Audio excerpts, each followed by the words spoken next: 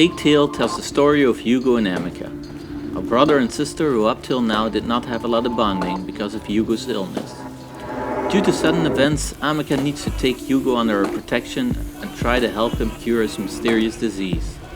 While being chased by the Inquisition, they try to uncover the secrets of the Rat Plague and the connection to Hugo.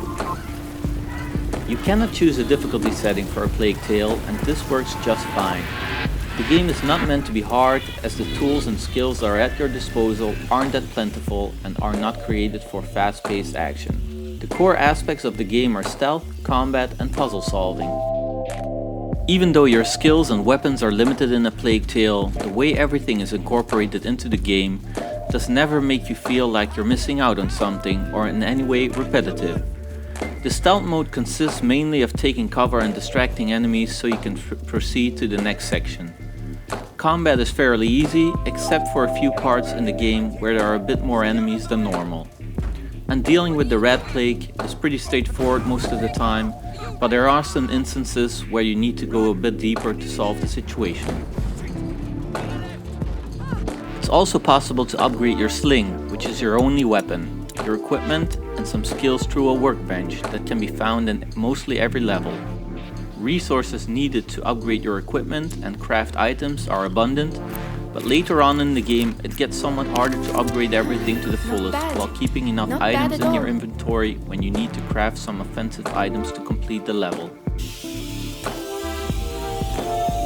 There are two enemy types in the game. The Inquisition, that consists mainly of knights with or without pieces of armor, and the Rat Plague, that never really changes throughout the game except for the ways that you can attack, avoid, or use them by using the skills that you unlock throughout the story. Graphics in the game could have been a bit more polished, but still are up to today's standards. I've particularly enjoyed the lighting effects as you make your way through a dungeon while being chased by the horde of rats with nothing more than a torch to keep them away from you. Cutscenes are beautiful and captivating, and action scenes are always fluid and smooth. In our playthrough, aside from one glitch and some frame rate drops, the entire game worked flawlessly. The gameplay is smooth and commands are always executed as I wanted them to do. Checkpoints are automatically generated before most of the difficult segments, so you never have to worry about dying. Another plus is that loading times in between levels and after death are minimal. After completing the game's 15-hour storyline, there isn't much to go back to except for finding the collectibles or unlocking the trophies or achievements you've missed in your first playthrough. These can be easily accessed through the chapter select on game completion. There is no higher difficulty option, and as far as we know, no possibility for alternate endings.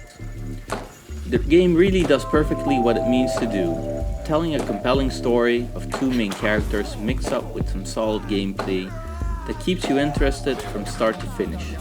And then finally, to give the game a rate, for gameplay we give it 8 out of 10, audio 8 out of 10, graphics 7 out of 10, and replayability and duration of the game 5 out of 10. So on average, around a 7. Hope you all enjoyed the review. If you did, please don't forget to subscribe and ring the bell. Ciao.